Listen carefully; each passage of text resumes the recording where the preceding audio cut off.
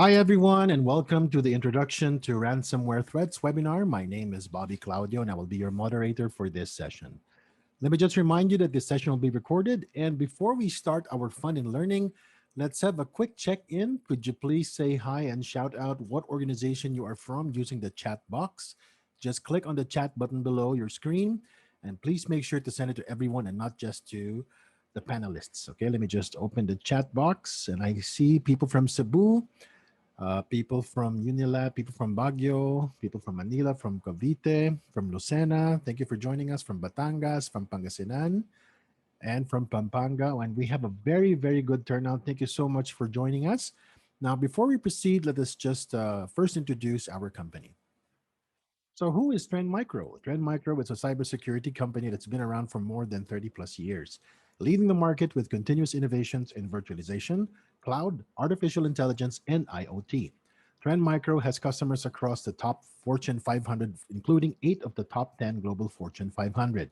We are made up of 6,700 plus trenders who are passionate about making the world a safer and better place for everyone. And now for some reminders for our webinar. Here are the tools that you can use to communicate with us. You'll see both the chat and the Q&A buttons at the bottom of your screen. And please use the chat section if you need to send us any feedback during the webinar. The Q&A section is where you send in your questions, and you can post them anytime throughout the webinar. But in order to manage our limited time, they will be answered at the end. Basic questions will be answered via chat, and the others will be answered live during the Q&A.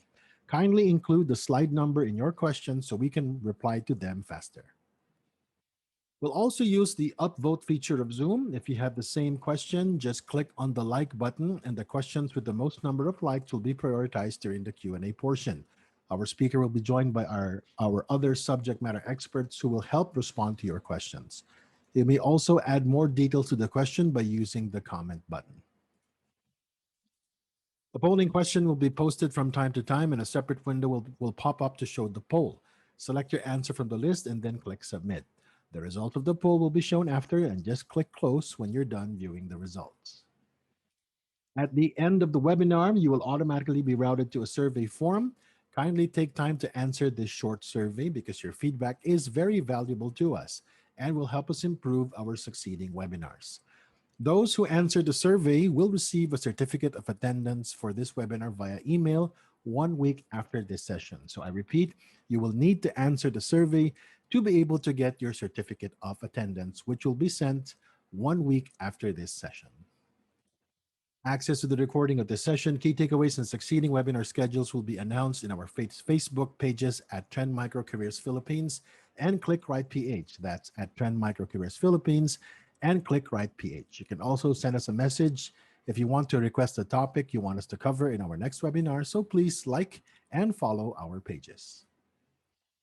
Before we open, we just want to remind you of our house rules and secure learning webinar series code of conduct. The goal of secure learning is very much aligned to the Trend Micro vision to make the world safe for exchanging digital information.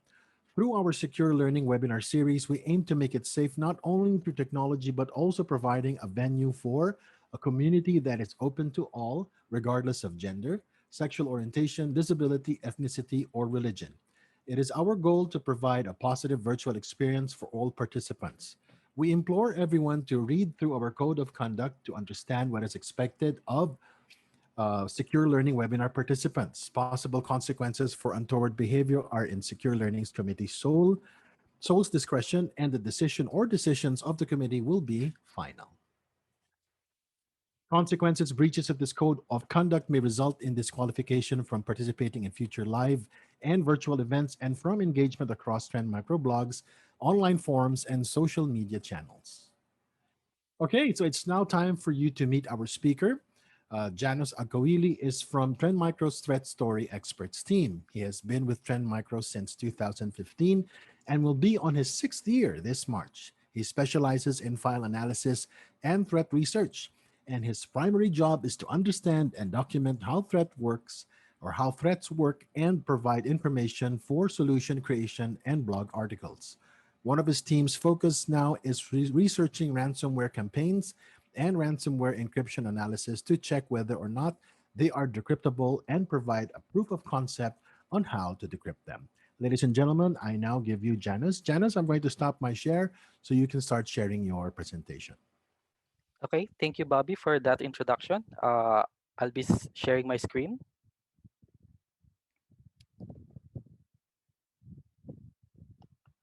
So, hi everyone. Once again, I'm Janus Agcaoili. So, before we begin, I will be briefly turning on my camera to show that we are live. So, hi everyone. I'm Janus, and I'm very happy to be your presenter for today. So, I'll be turning off my camera to save on our bandwidth.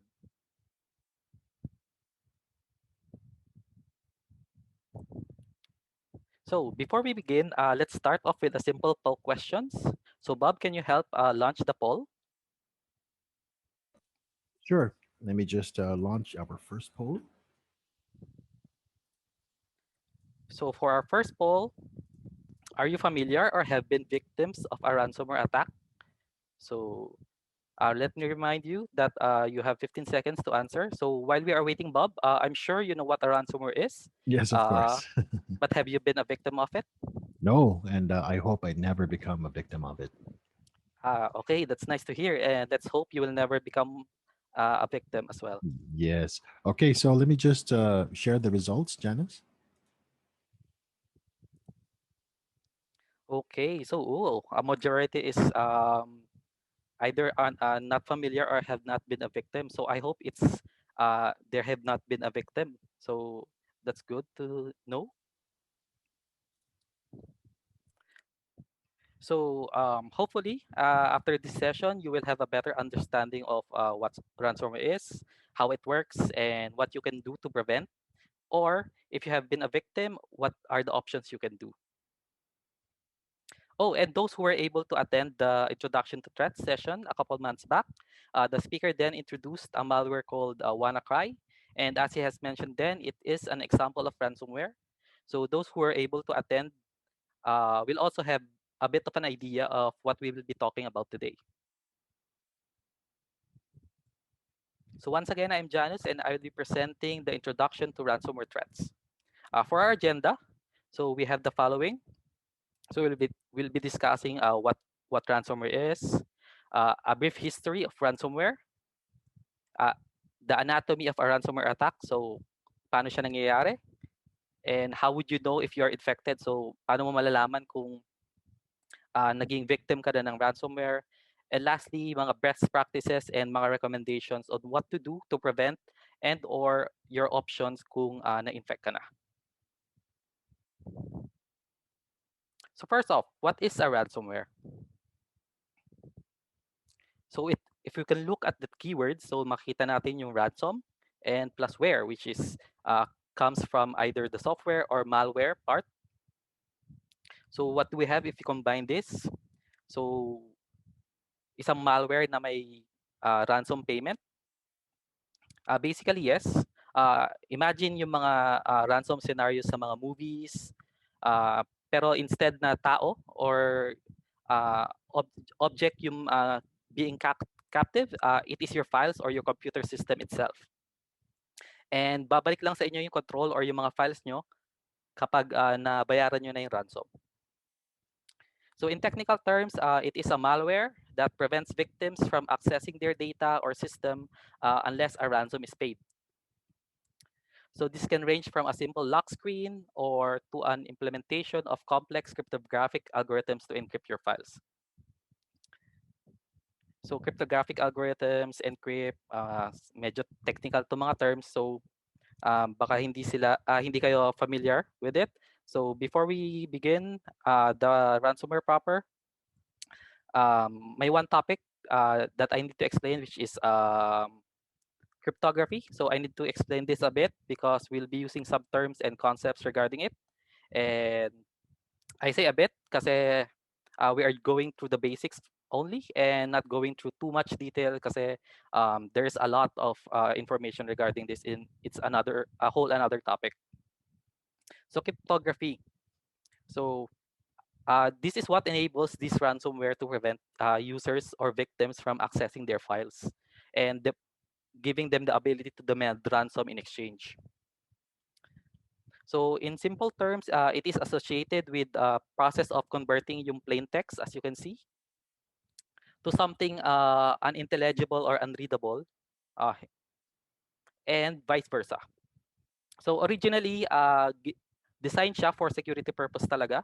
So it can be used to protect your information, making sure that the intended recipient will be the only one to read and process that information.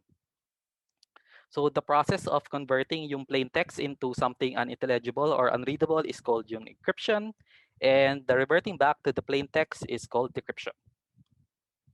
So I'll be also discussing three classes of cryptographic algorithms because these are what the ransomwares use to do their encryptions. So first we have the hash functions. Next is the symmetric key algorithm, and lastly the asymmetric key algorithm. So to give you a better view of what cryptography is, an example is, I think aware naman lahat dito, is yung HTTPS, which is yung secure version ng HTTP communication. So it uses cryptography to make sure na walang makakabasa ng information na sinesend mo over the internet. So, uh, and for example, yung mga username and passwords na ginagamit nyo during logons on websites. So as you can see in the picture, so during for HTTPS, plain text yung password nyo. In this case, yung Guru99. So nakikita siya ng third party or what mga hackers na nag-sniff through your network. Pero pag HTTPS, encrypted yung password mo, ang nakikita niya is yung gibberish strings lang and hindi yung password.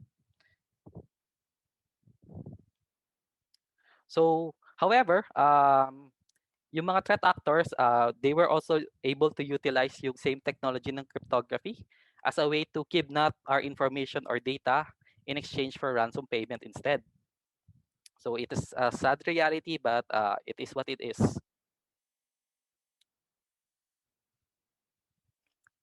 So another simple illustration of how cryptography works. So where you can see the plain text on the left side, live long and prosper.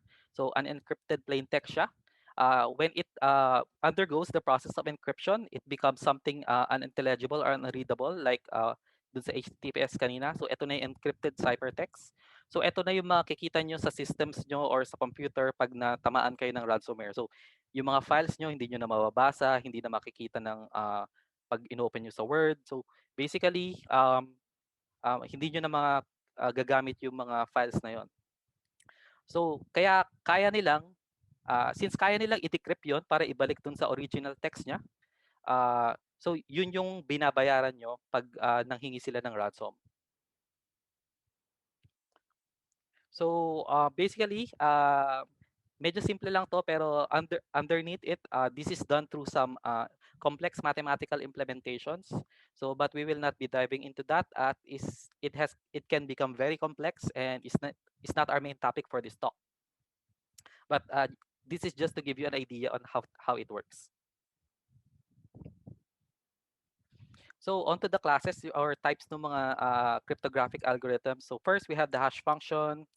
So medyo iba to dun sa dalawa. So this does not involve keys or encryption or decryption, but instead it has a process called hashing. So which is basically a one-way function to map data to of arbitrary size to a unique fixed size value that will represent the data. You can think of this as yung parang mga ID system na yung information, ikaw is represented by your ID number. So either yung student ID mo, employee ID, yung SSS ID. So it's some way to represent you, an ID or a number that represents you. So medyo ganun nag-work yung hashing function. The next is yung symmetric key algorithm. So where it is also known as the secret key algorithm, where the encryption and the decryption or way to process the data is may isang key siya. Yung key is yun yung ginagamit to change yung plain text to yung unintelligible ciphertext. So basically dito, same yung key. So basically kung ano yung ginamit na pang lock or pang encrypt is yun din yung ginagamit pang decrypt.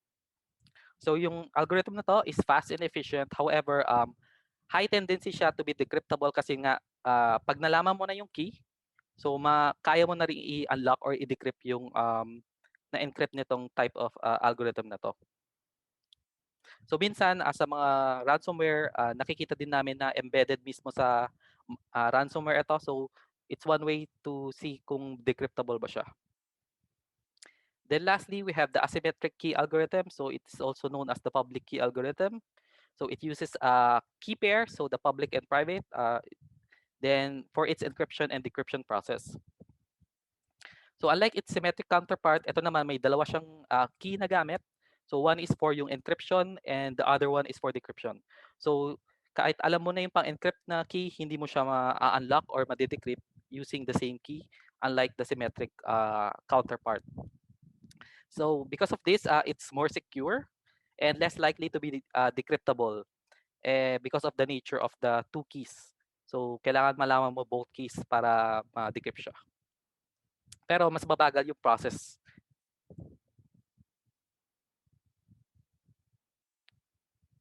So I guess to better explain, we have a graphical representation here of hash functions. So like I said earlier, so yung information like name, as you can see on the left side, John Smith, Lisa Smith, Sam Doe, Sandra D. Once it goes through a hash function, it can be represented into just a number through mathematical computation. Then yung number na yon is magre-represent dun sa names. So basically, if we refer to zero, basically si Lisa Smith yung tinutukoy natin. So as I said earlier, yung parang sa ID systems. So kung may student ID ka, kung yung number mo yung natawag, alam mong ikaw yon. So basically yun siya. So next is yung sa symmetric key. So basically yun nga, yung two key algorithms, kung hindi, medyo mahirap siya maintindihan, pwede nyo siyang isipin like mathematical implementations of paano nagwo-work yung lock and keys. So basically, you can see here, pareho yung susi na ginagamit for unlocking and unlocking. So ganun din nagwo-work yung symmetric key algorithm. So next, for the asymmetric key naman, so like I said earlier, may dalawa siyang set of keys. So magkaiba yung key to lock and key to unlock. And ang makaka-unlock lang or makaka-decrypt lang nung information or nung data is yung may private key.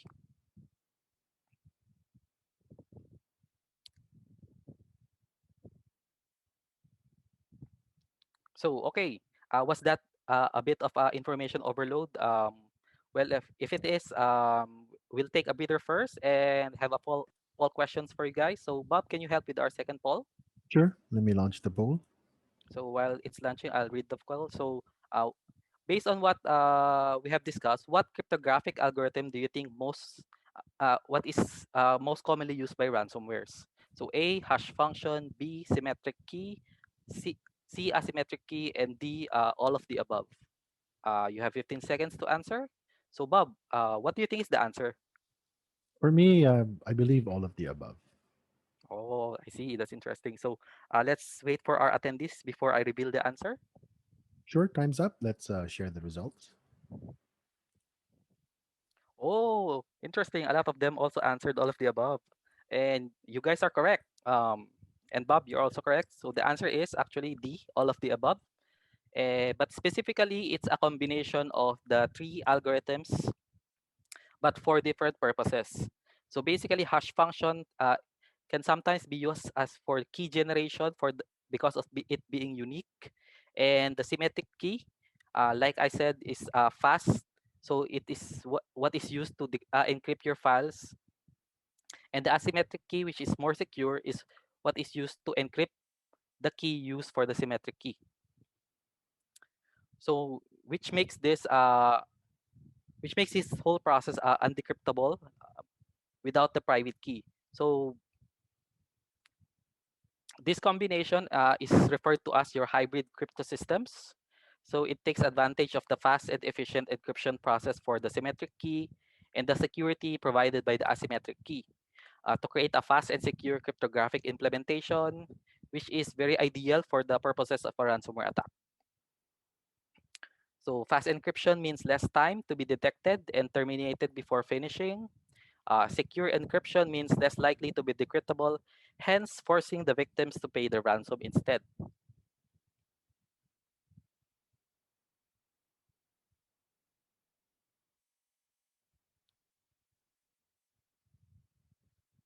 So, uh, since we've got the basics down, we can now proceed to a brief history of ransomware where we take a trip to memory lane and learn a brief history of ransomwares and how it began and what it has become today.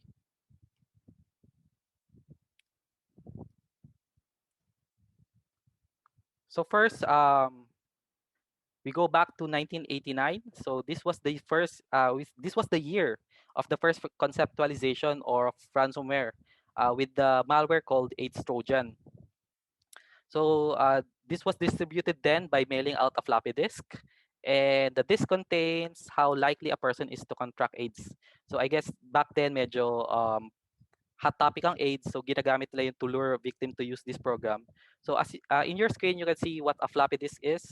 So I guess yung mga younger generations hindi na familiar dito. Pero ito yung dating mga CD or yung ginagamit to store uh, files externally. So yung mga USB, ito siya dati.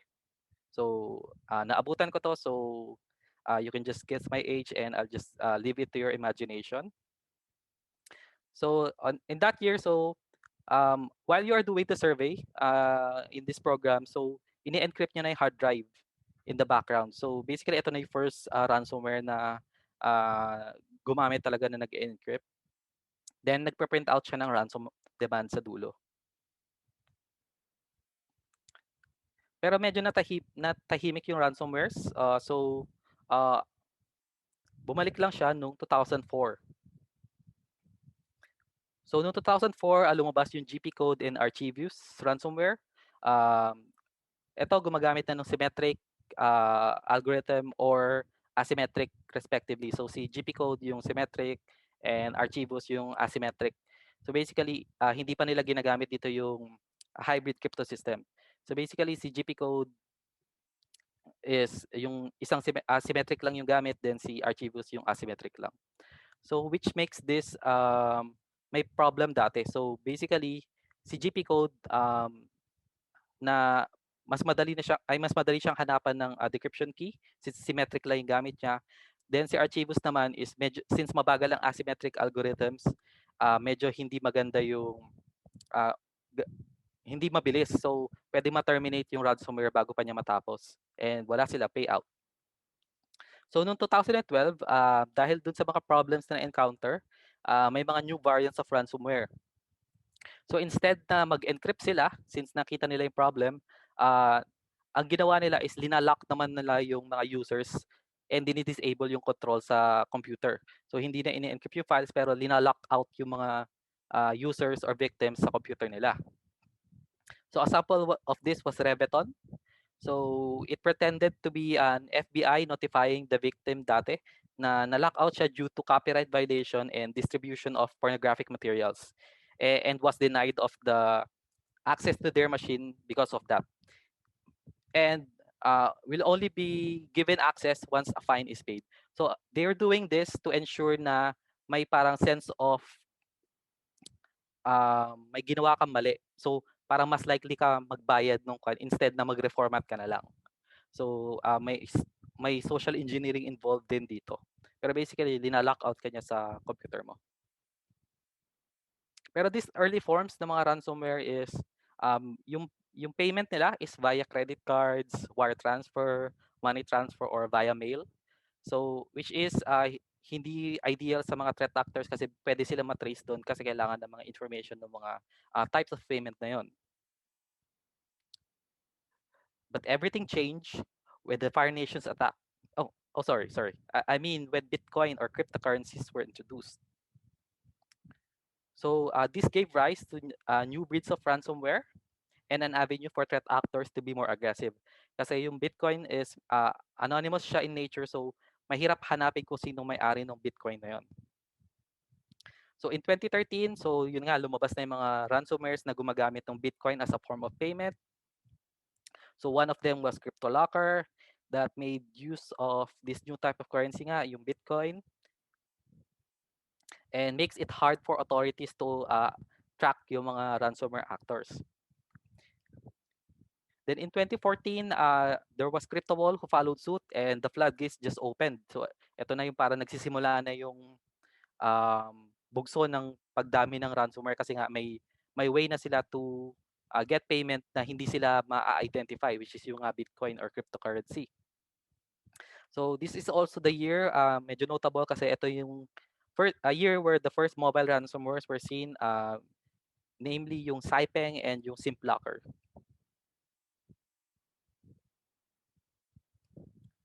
Then on 2015, continues pa rin yung boom ng ransomware. So this year, yung first Linux ransomware naman, which is named Encoder, was first introduced. Then ransomware continued to flourish nga. So they're picking up the pace. Also partly because na-introduce nung year na to yung RAS, which is also the ransomware as a service. So where they provide ransomware toolkits for cyber criminals to use. So hindi na lang yung mga gumagawa ng ransomware yung gumagamit ng product nila. Binebenta na nila ito to other threat actors. So mga malware users dati pwede na rin gumamit ng ransomwares. So medyo dumadami na yung paggamit.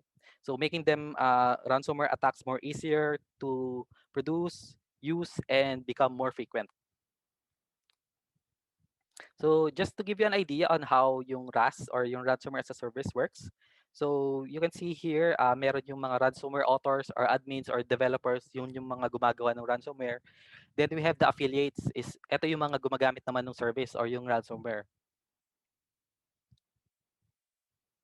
So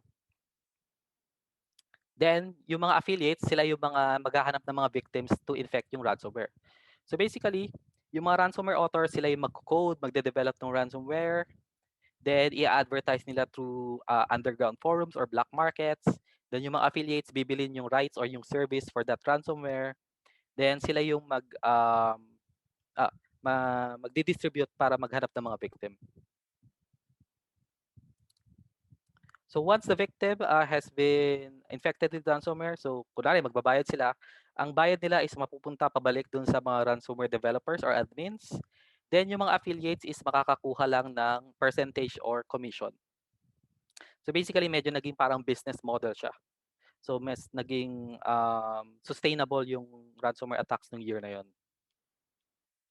So in this business model nga, so the ransomware developers can focus on improving their ransomware instead na naghahanap pa sila ng victim, ng payouts, and the like. So ang focus nila is to develop the ransomware, customize the ransomware to their liking or kung ano yung kailangan ng affiliates nila, and provide toolkits or mga other tools and components na kailangan ng affiliates to do their dirty work.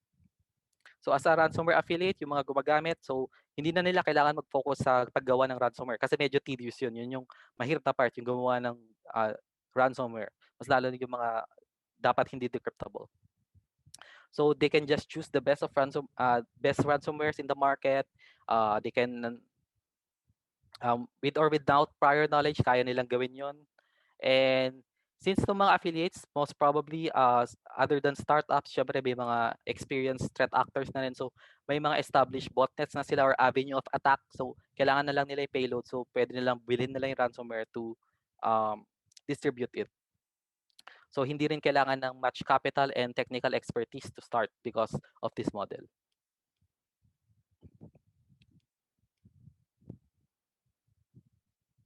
So, back to our timeline. So 2016 came and this can be considered the golden age of ransomware because this year, ito na talaga yung talagang nag-boom sila. Sobrang daming lumabas na mga iba-ibang ransomware families.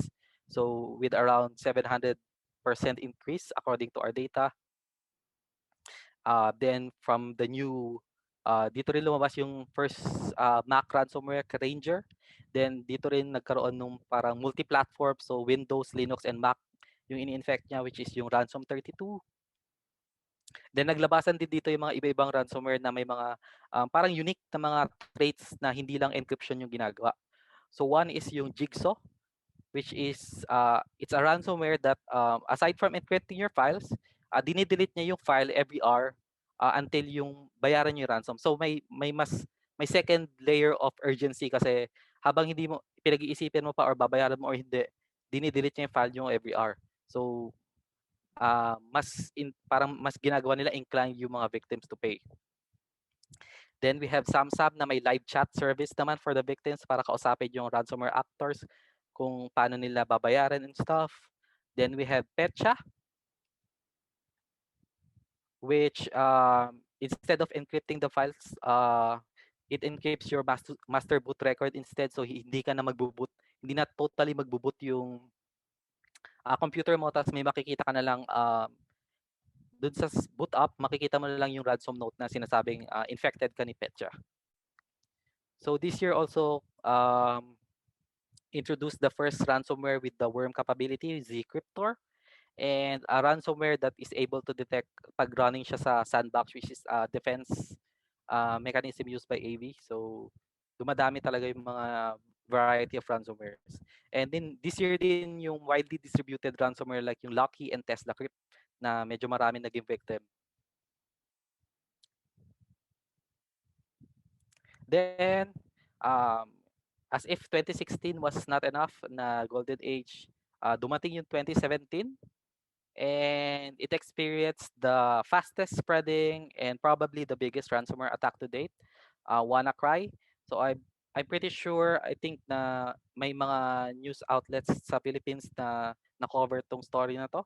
So I'm guessing some of you are familiar with this. So the WannaCry during 2017.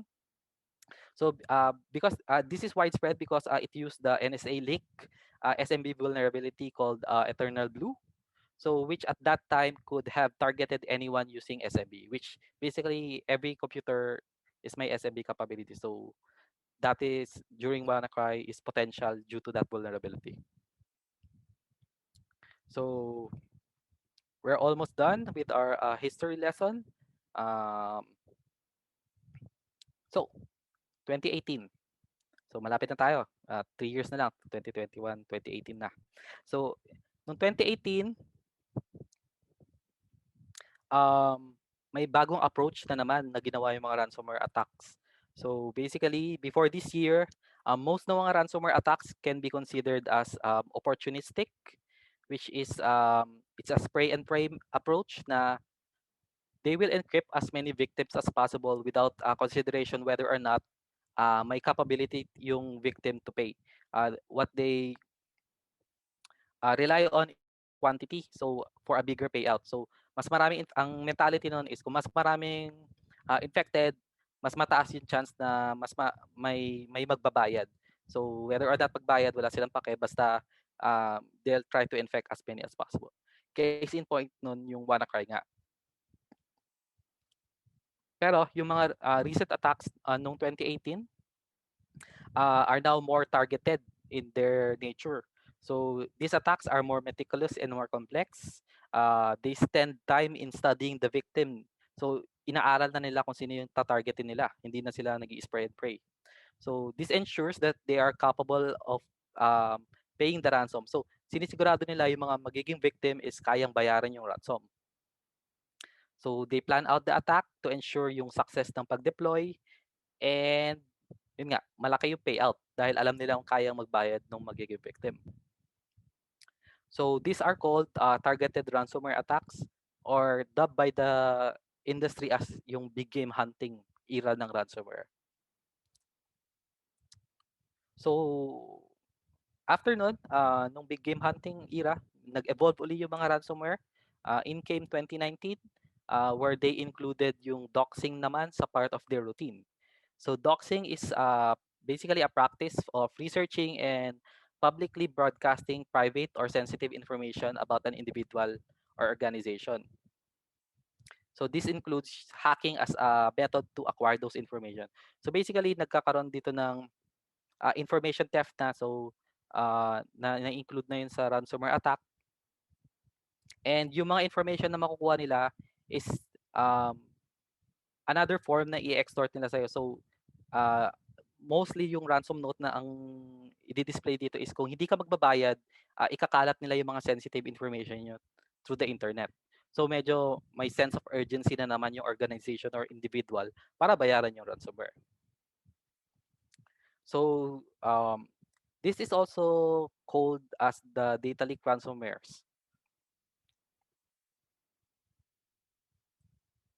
So now that our trip to memory lane is done, we will take a little break and see if you guys were listening. So we'll be Bob. Can you help in showing our next poll? Sure. Let me launch the poll. Okay, so in this poll, the question is, what year was the first ransomware conceptualized? So was it A, 2004, B, 2016, C, 1989, or D, 2013? So, oh, ah, 87% answered C. So, it's good. That's correct.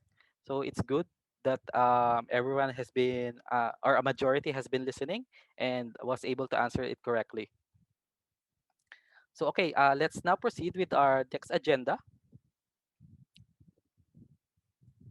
which is the anatomy of a ransomware attack. So basically, paano nangyayari ang isang ransomware attack? Paano ka sila nakakapasok sa system mo? Anong ginagawa within the system? Then ano yung gagawin after? So do note na maraming variation ng mga ransomware attack.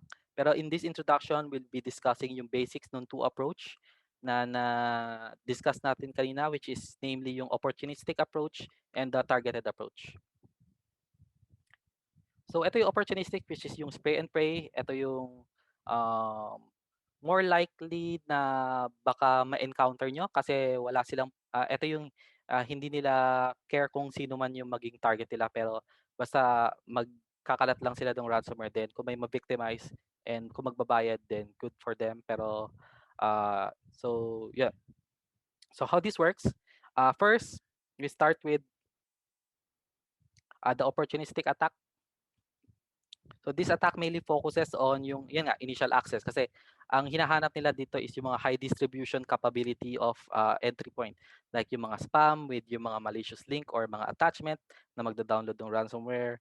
We have exploits na nagkuha ng mga vulnerability like yung SMB dati. Then we have drive-by compromise, which is yung may mga pop-ups or links na um, magda-download ng malwares. Then after niya makapasok, so basically, I guess para ma-better ma-explain to, we can have an analogy. So an example is, I guess ang malalakin ko dito would be, kunwari may yung mga akyat bahay na makikita natin sa movies.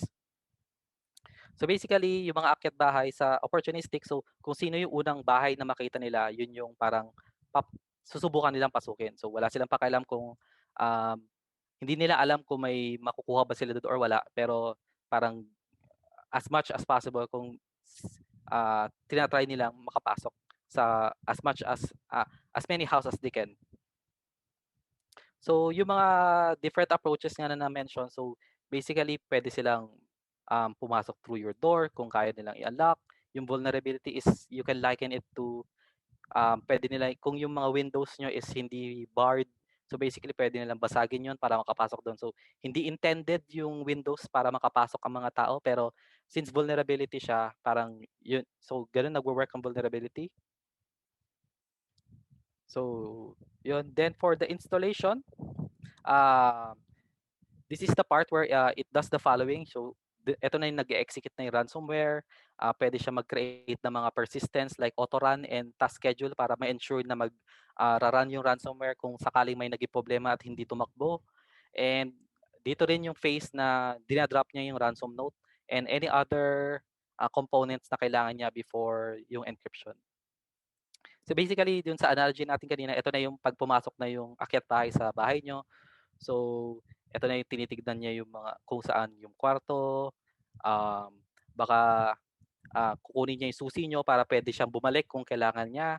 Then or uh, dito na rin siya magda-drop nung kunwari, etong scenario ng akyat bahay, instead na nanakawan ka lang, magli-leave sila ng ransom note na para bigyan ka ng option para magbayad para ibalik sa iyo yung mga gamit. Then third part is yung optional, which is yung phase 3, which is yung C2 communication, or basically ito yung way to communicate back dun sa mga actors nung ransomware. Kasi sometimes dito yung time na dina-download na nila yung key para sa encryption process. Pero may mga ransomware din na naka-embed na yung key. So kaya siya optional dahil hindi na nila kailangan mag-report at kunin yung key.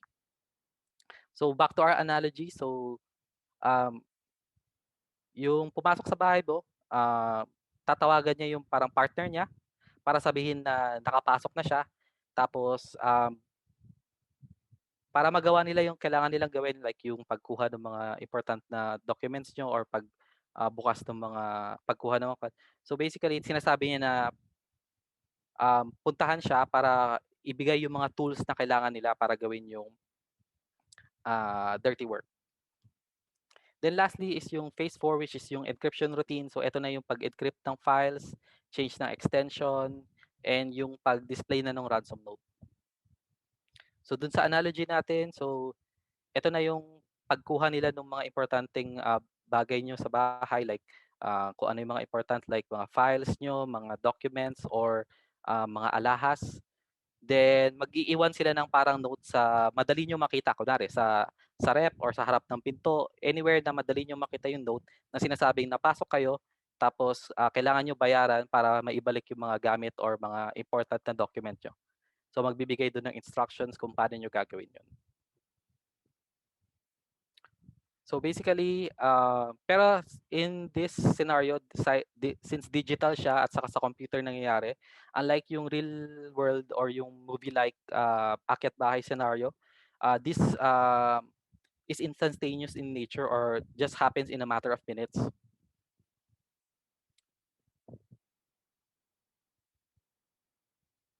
Then for the targeted ransomware attacks, so this is a bit more complex.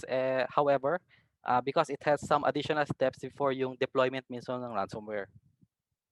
And unlike yung counterpart niya, this attack can happen on average days or weeks. So basically, if we go back to the analogy, ito imbes na kung anong unang bahay nila makita, inaaral nila yung bahay, yung mga tao involved, kung mayaman ba yung tao na nakatira doon, may capability ba sila magbayad, ano yung mga pwede nilang makuha. So may form of reconnaissance or pag-aaral ng victim. And mostly ang tina-target nito is yung may maraming systems, like kunwari sa analogy, mga subdivision ng mayayaman. So basically ganoon. So ini-ensure nila na may makukuha sila or kayang magbayad nung mabi-victimize nila.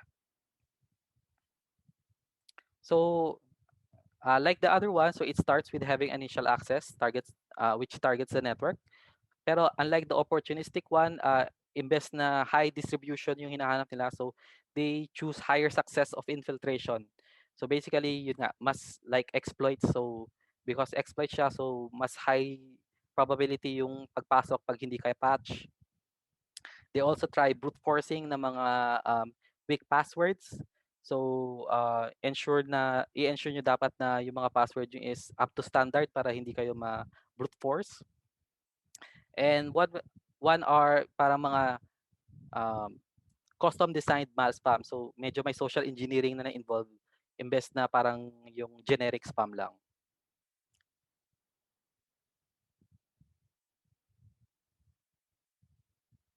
Then yung phase 2 nito, so unlike yung installation directly, so dito may nangyayari ding network reconnaissance and lateral movement. So basically, they form this to gain control of yung system and gain access to as many systems dun sa network nyo. So hindi na lang isang computer lang yung kan. Ang target nila dito is try nilang, kunwari may sa isang computer lab nyo, lahat ng computer nyo ma-infect ng ransomware instead na isa lang. So basically, ganun yung mentality ng ganitong attack.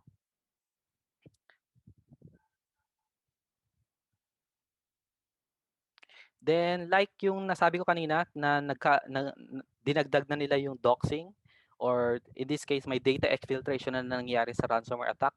So they export yung mga or exfiltrate yung mga sensitive information na makukuha nila, ina-upload nila through mga uh, storage like cloud or FTPs. But take note, hindi yung ransomware mismo yung gumagawa nito.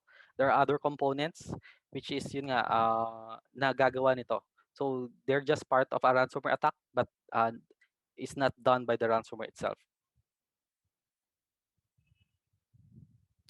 Then the phase 4 for the targeted ransomware attack is the ransomware deployment. Ito na yung basically ito yung phase 2 to phase 4 nung opportunistic attack. So basically ito na yung pag-install, then pag-communicate sa C2 or yung command and control nila if necessary. Then lastly is yung pag-encrypt na ng files nyo. So mangyayari to sa lahat ng mga systems na infected within dun sa network. So but before that happens, so the ransomware authors to ensure yung success, tinatry din nila i-take down yung mga defenses like mga AV tools using mga either custom built nila or mga open source tools. Then the ransomware is then executed via other components as well. Then as I said, it will follow the phase 2 to phase 4 of the opportunistic attack after that. So now that we know how ransomware attacks work, so how it works, what it is, how it came about. Now we go to what I believe is a question of some of you may be thinking. So how would you know if you are infected? Don't worry. Basically, since there's a ransom involved, um, a ransomware attack ensures na alam mo na infected ka. Pero two clear indicators na pwede mo masabi na victim ka na ng ransomware attack is one is yung may unusual extension sa files mo. And two, yun nga, may presence ng ransom note which is ini-ensure ng mga actors na mababasa mo kasi ito yung way para paano sila bayaran. So an example is yung WannaCry natin. So ito yung makikita mo once you are infected with a WannaCry ransomware infection. So on your right, you can see yung mga files nyo is may .wcry extension instead na yung mga normal extension ng files like JPEG, doc, and stuff. So ito yung mga files na encrypted na. So basically, gibberish na yung mga files na to, hindi mo na siya ma-open or hindi mo na mababasa yung contents. Then another one is yung ransom note nga. So magdi-display to sa screen mo either via text file, JPEG, pwede niya i-change yung background ng desktop mo, or may bagong window, or HTML.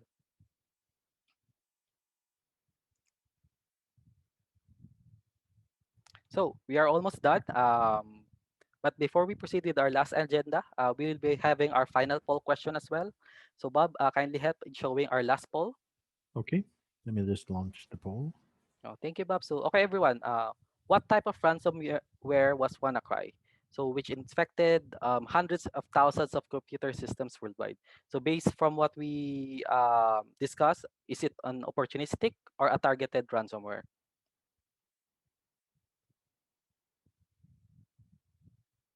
Oh, a lot of you answered opportunistic, which is correct. So, a lot of you were able to understand how the difference between the two. So, WannaCry, the WannaCry attacks, then, as I have mentioned, priority was to infect as many victims as possible. So that's being opportunistic. So it did this with the SMB vulnerability back then. So we now proceed with the last item of our agenda. So some best practices and recommendations um, that can help prevent being infected by ransomware, or what options you can do if you are infected. So first off, we go for best practices to avoid being infected. So one is think before you click. So avoid opening unverified emails or and clicking on the attachment or links in depth. So especially if they look suspicious or on suspicious websites. So think before you click. So if it's suspicious, uh, try to think whether or not safe ba talaga yung mga links na yon. And next is this is more of how to prevent the vulnerability initial access. So regularly update your software, programs, and application to protect against the latest vulnerabilities. So the first two ways are more of preventions of um, prevention of the ransomware attack or any malware attack that uses this type of entry vectors. So it stops the attack before it actually enters your system. Then third, for ransomware attack specifically, we recommend to back up important files using a 3-to-1 rule. So the 3-to-1 rule basically says you create 3 backup copies on 2 different media with 1 backup in a separate location. So you can do this via yung mga backup services like cloud, yung USB flash drive, external hard disk, or yung internal backups ng Windows OS. So basically 3 backup copies. So ang recommendation may 3 iba-ibang backup ka. So one, baka pwede mong i-upload sa cloud services like Google Drive. Then next is may USB backup ka ng mga important files mo, or pwede rin magkaroon ka ng external. So as much as backup as many backup options as possible. Para kunwari na knock on wood, wag naman, pero kunwari na-infect ka nga, so at least you have an option to restore your files, or at least the important files, na most probably yun yung reason mo kung bakit ka magbabayad, kasi may mga importante ka files na encrypt. Then the last is yung apply multi-layered approach in security solutions. So the last practice is for those who can afford or are in the small, medium to large business owners that need security products for protection. So remember the phases of a ransomware attack. So a multi-layered approach can help mitigate on every step instead of just one. So kaya recommended yung ganung type of security approach. Then for recommendations or what you can do pag unfortunately na-infect ka or victim ka na ng ransomware. So first, it's highly advised not to pay the ransom, because paying the ransom encourages the threat actors na yun nga, as they see it as a success in their modus operandi. So what you can do is oops, sorry. What you can do is restore from backup if available. So like I said, na-mention kanina sa best practices is yung 3-to-1 rule for backup. So you can use those to restore yung encrypted files mo. So pero if there are no important files na gusto mong ma-restore or mabalik, formatting is also an option para you just reformat your system para ma-access mo siya ulit. Then third, you can seek out free decryption tools or help from security vendors. So there are a lot of decryption tools available from several AV vendors, including ours at Trend Micro. However, do note that these are limited to ransomwares na may either na kita namin na weak yung encryption, or yung mga keys nila is na-leak, or may mga butas sa encryption process or implementation ng ransomware na which paves the way to kaya namin mag-create ng proof of concept or decryption tools para sa kanila. Then lastly, with regards to mga doxing which has data breach. So if you are a victim of data breach ransomware, it is recommended to report to our National Privacy Commission within 72 hours. I think it's a rule to do that, or may fine kang babayaran sa government. So pag um, victim ka ng data breach, so it's recommended to report, and I guess sila din magsasabi ng what you can do. So with that, I end my presentation. Bobby, I believe we can now proceed with our Q&A portion for this webinar session. Okay, thank you so much for that very interesting webinar, Janus. Let me now start sharing my screen. Okay, everyone, we have 5 minutes on the clock. We have 5 minutes left, so we'll do our best to answer the questions. We have a lot of them, and again, we'll do our best. Now, I just want to remind everyone, if you want to know more about ransomware, please like and follow our social media pages. I'd also like to acknowledge the presence of those who are attending via Facebook. And the first question comes from Facebook from Marky Kevin Garcia. Can the victim still reformat his or her computer after being infected by a ransomware attack? Thank you for that question. Yes, actually, ransomware attacks do not encrypt yung mga necessary files to run yung basic OS, like yung mga executables. So what they encrypt are yung mga documents, mga databases, or anything na pwede mag-store ng mga important information. So basically, may control ka pa rin sa system pag yung encryption. So you can reformatting is an option to do that if wala ka namang important files na gusto mong mabalik. And pero kunwari, actually yun na yun. So uh, I hope I answered your question. Okay, thank you. We now proceed to our Q&A portion. And the first question with the most upvotes is from Raymark Calexterio. Is Microsoft Defender, can it defend your PC from ransomware, viruses, and harmful files? And are there any other tips to how to avoid ransomware? Um, uh, for the defender part, yes, I think. Uh,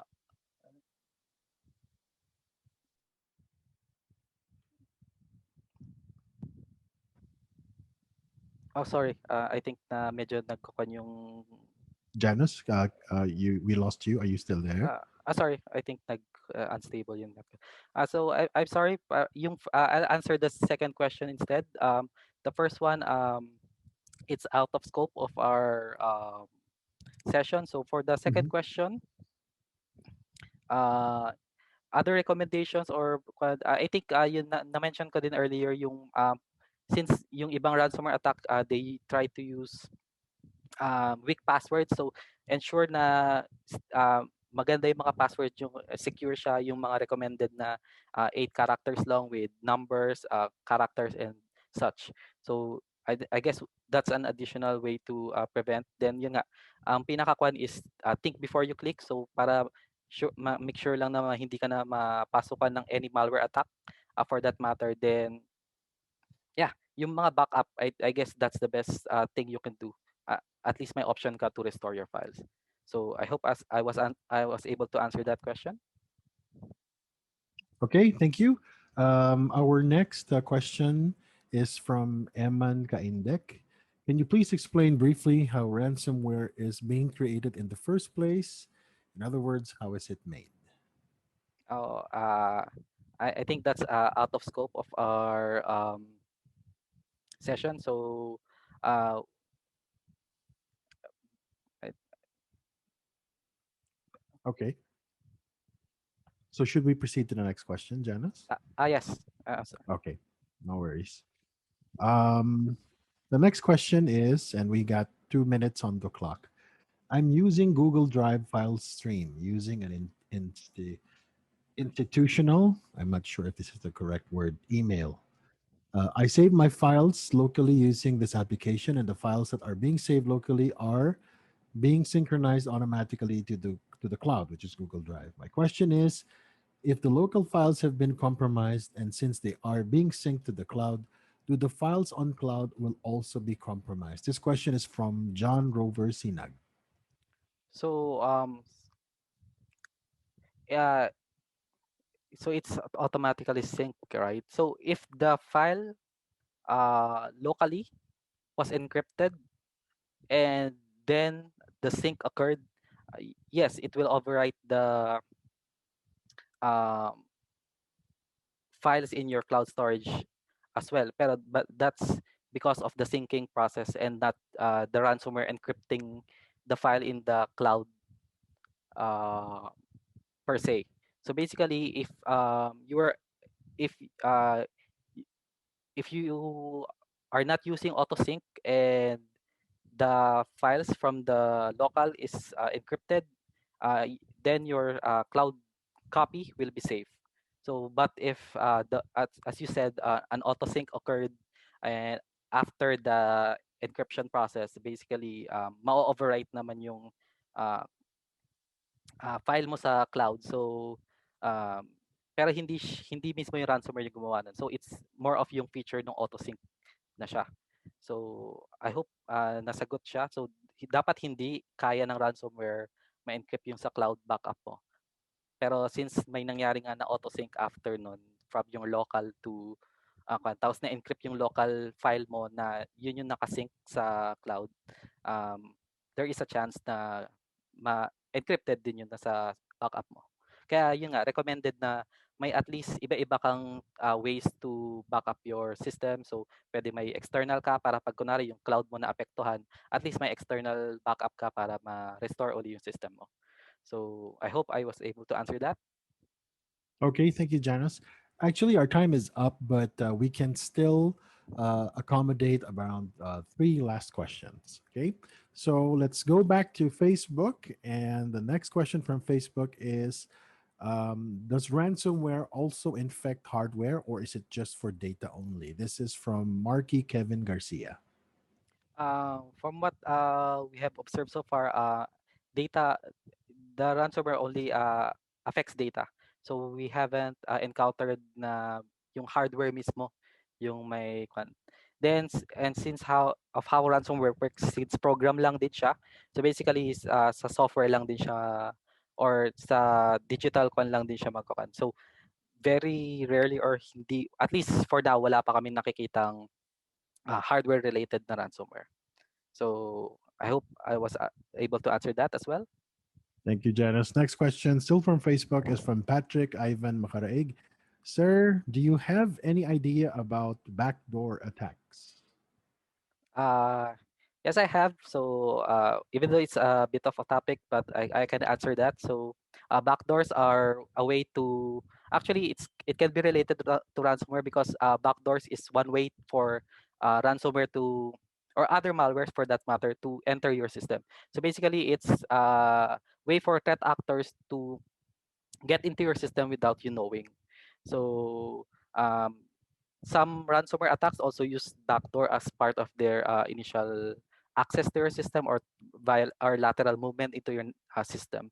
So basically, that's it. A backdoor is a software that enables the threat actors to communicate with your system without you knowing. So I hope I was able to answer that. Thank you, Janice. We have last two more questions. Um, Next, we're going back to our Q&A so we can check out the questions here. And the next question is the SMADAV and Avast antivirus have vulnerabilities in software PCs? I think that is also out of scope of our Mhm. session. So let's proceed with the next question, Bob. Okay, sure. Last question is would using VPN lessen our vulnerability from ransomware? Um, VPNs. Hmm. Uh, I've I think may mga vulnerabilities din ang VPN. So and it's VPNs are used to encrypt your communication. So medyo hindi siya linked din. So it does not necessarily prevent ransomware attacks. So Bob, we can proceed with the next question. Actually, our time is up. Janice, thank you so much for accommodating as many questions as we can for the time given. So, everyone, I'd just like to remind everybody that we have our next webinar, which will be on it will be on February 11th, 2021, 4 to 5 p.m. The title will be Introduction to the Internet of Things. Please visit our Facebook pages, Trend Microcareers Philippines, and click right for additional announcements. And again, the key takeaways for this session and access to the recording will also be posted there. Please like and follow these pages to stay updated. For survey and feedback, kindly take a snapshot of this QR code and answer the survey after leaving the session to get your certificate of attendance. I'd also like to shout out to those who were thanking us in the chat window. Thank you so much for your kind feedback and thank you for joining us. And on behalf of Trend Micro and our speaker, Janus, my name is Bobby Claudio. Have a wonderful day, everyone, and thank you for joining us and stay safe.